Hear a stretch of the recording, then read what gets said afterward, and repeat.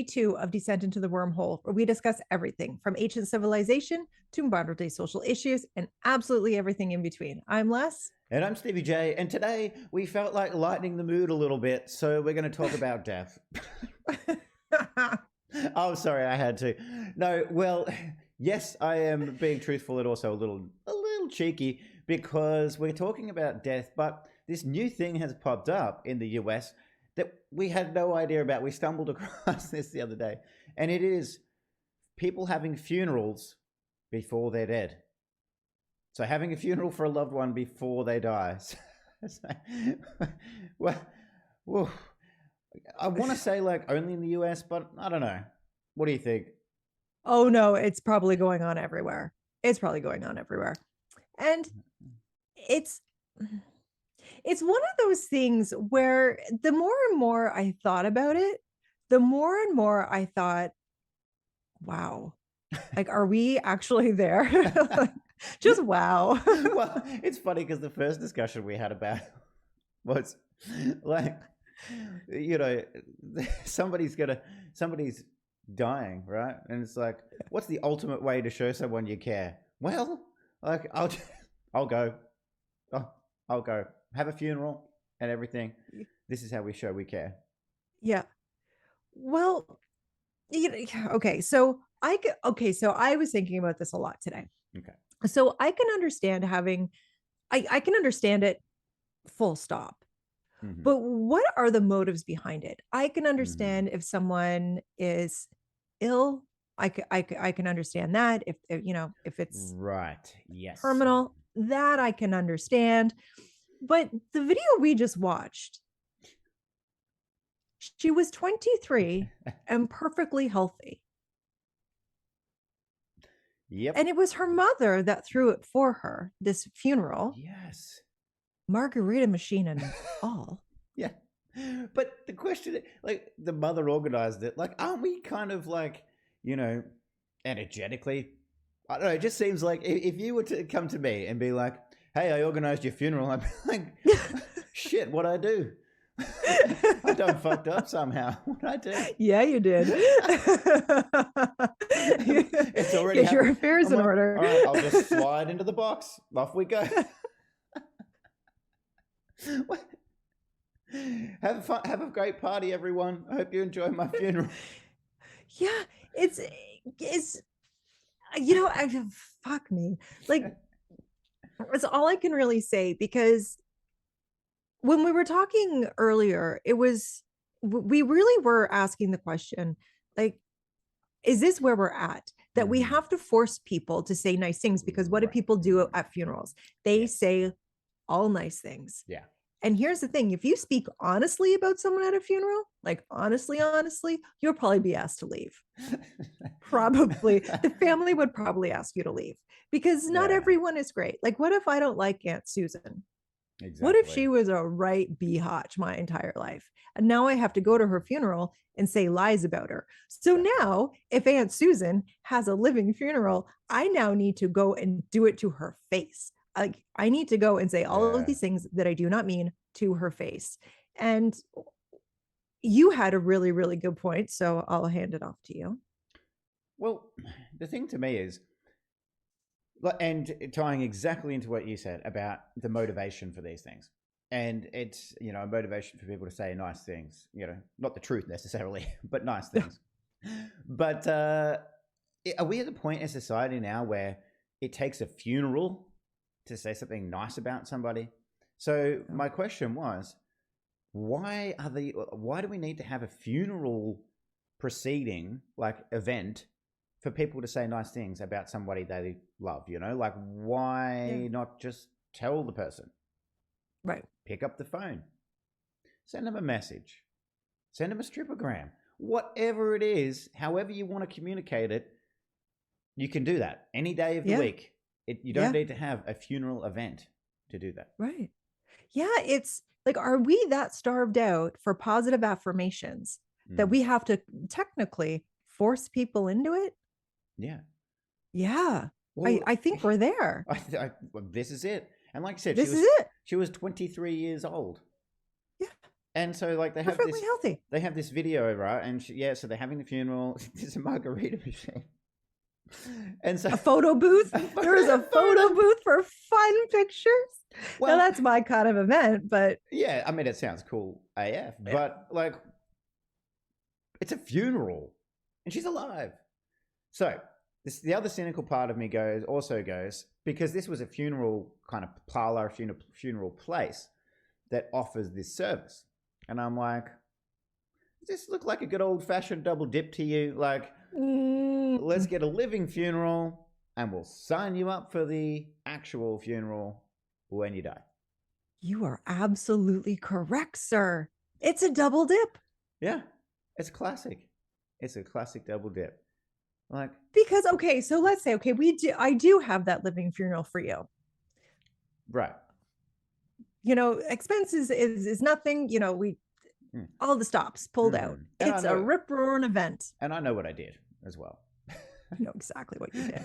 So I have this thing for you. We pay the venue, aka the funeral parlor, and all of the flowers and all of the things and all of the catering and all da, da, da, da, da, da. And then when you actually do die, we get to do it all over again. Like, I can't turn around to everyone and say, well, we already did it, so no, we're not doing this again. We've already done it. Yeah. People would be pissed. Exactly. Good point. Because especially in this chick's case, she was 23 and she was healthy. And so, touch a wood, she might make it till she's 90, 100. Yep. You never know. And what's going to happen in her life, what people are going to change and, sift through in and out of her life from the age of 23 to 90 years old. I'd say quite a lot is going to be different. Yep. But, I guess the funeral parlor as well, like they kind of have already, like those people who are arranging the funeral now are going to be like, well, the easiest thing to do would be just to go back to the same place. They already know what we want. They already know how to organize it. So. Yep. Yeah. Because they're going to keep track. Because I'm thinking of, I was just thinking, okay, like if this was me, how would I do it? I would keep track, like a ledger of, okay, so Stevie, this is what he had. And he had X, so I can go back, whether it be 5 days later or 20 years later, and say, okay, well, this is what you had for the living. Do you want to just kind of, take out the fun factor and just kind of recreate that? And you're so distraught and you're so upset. I'm so distraught and I'm so upset because you're no longer here. Yeah. I'll just say yes. Yeah. Yes. Yes. Just sign it up. Sign me up. Give me everything. Yeah. Just make it happen. Yeah. Just make it happen. I do not care. Just make it happen. Yep. Absolutely. Jesus. Absolutely. Cash grab. Cash grab. I mean, why did we think of this? I don't know. That's what's most upsetting about all this. Is we didn't think of it. Cha-ching, cha-ching. But like, I just can't get past this part of it, right? I just can't get past this part of it. It's how does that first conversation happen? Okay, so I have this idea, and I'm like, you know what, babe? We need to have a funeral for you. Is that how the conversation happens? And we're going to do it next week. It could be. We're going to do it next week. All your friends and family are going to be there. They're going to say such lovely things about you. And I'd be like, even Aunt Sally, exactly. Because she hates me. She's a biatch. Here's the thing is that I just had another thought. So if we did have that for me, and I'm sitting there and I'm looking at all these people, I'm like, I know some of you absolutely loathe me. Like, I know I'm not your cup of tea. Yeah. And here you are lying directly to my face. Yeah, exactly. Well, okay. You just got me thinking of another point here. So when you have a funeral, right, not everybody lives in the same house. Not everybody lives in the same town. Not everybody lives in the same damn country. So that's right. When you have this living funeral, are you asking all of those people to come from overseas, from interstate, from, travel and do all of these things for the living funeral as well? I'm really hoping no. I'm hoping that Zoom calls are available. Right, because I was gonna say, like, that's pretty pricey for everybody to do, and Yeah. a lot of logistical organization to get to the funeral, which people, of course, are usually willing to do for the actual funeral once somebody's Right. gone. Right. But you're essentially saying fly 10,000 billion miles to go and tell this person, yeah, I think you're pretty good. I like you. Yeah, you're all right. You're all right. You're all right. Meanwhile, I could have just texted them because they're still here. You just texted him. Or just send him a message. Just send him a little texty. Hey, what's up? What's up? Send him a I video think you're all message. right. Send him a video message. Sup? That's it.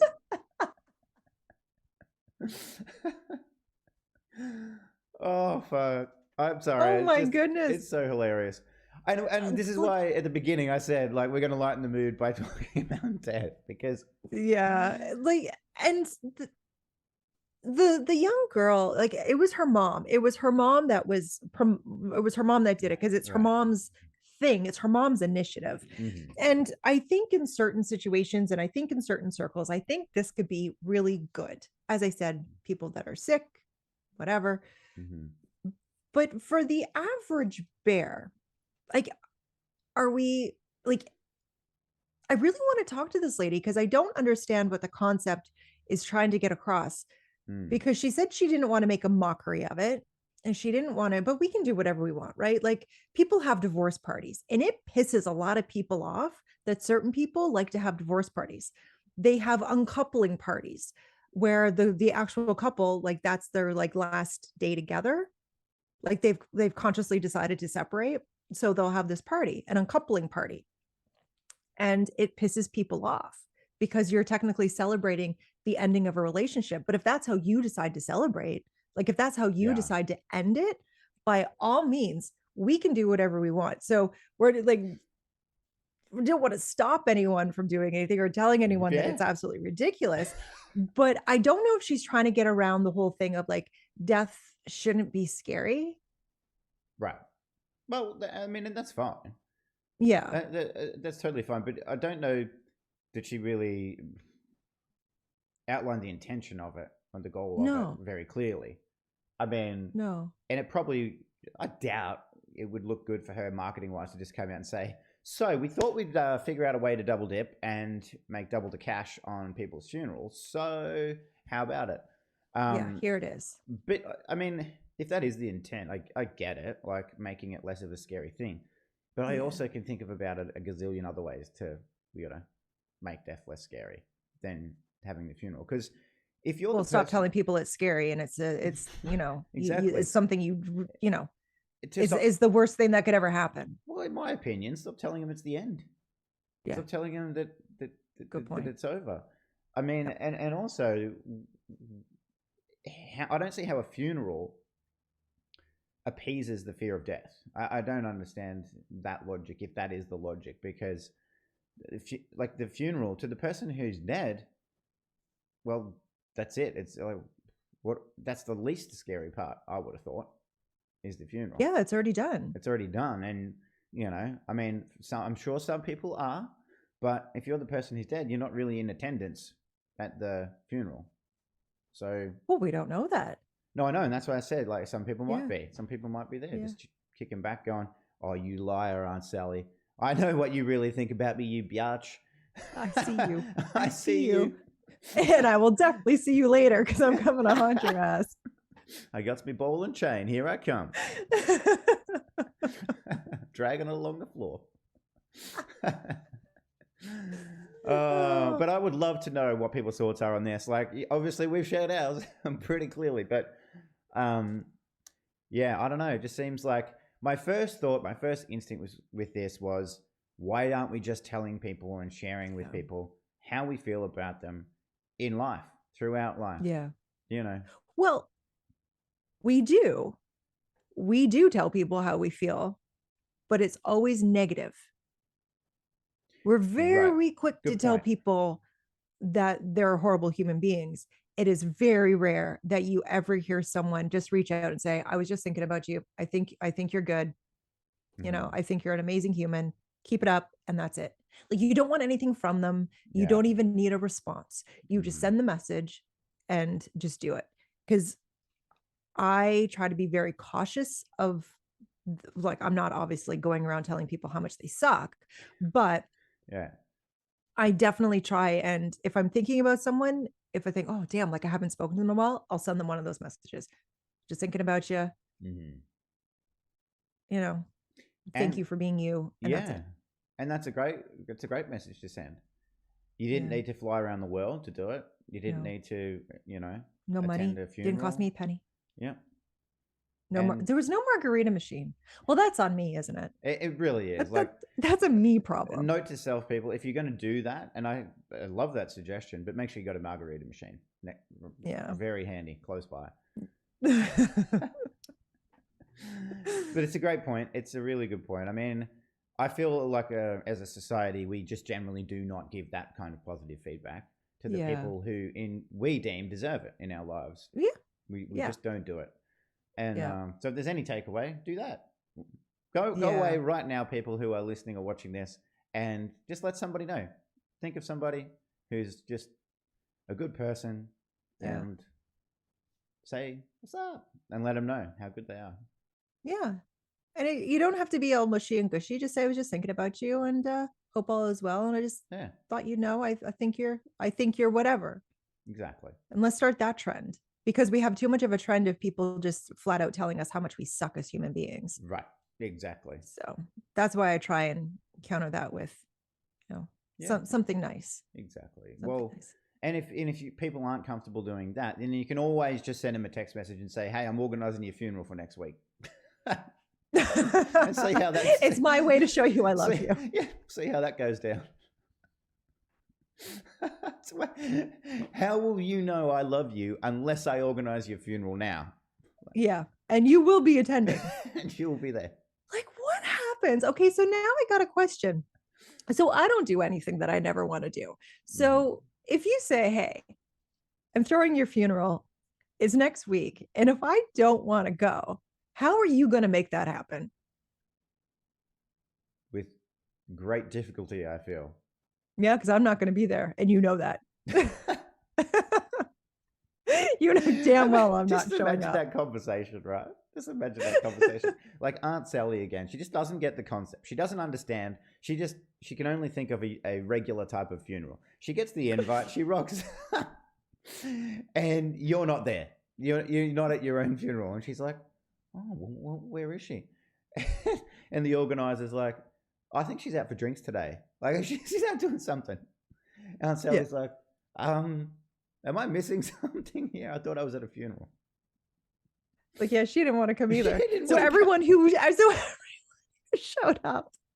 It's like, wait a minute. She didn't have to show up, but I did. I flew from Kazakhstan for this thing. And she's not even here. What kind of horseshit is this? Right. I'm changing what I said about her. I'm changing what I said about her. See you next Tuesday. Well, thank you.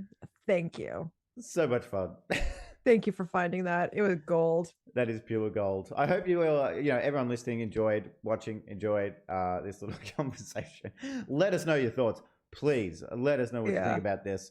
But yeah, it's a short one. It was a sweet one though. And I guess we'll see everybody in the next one. Yeah. Take care, guys. Bye.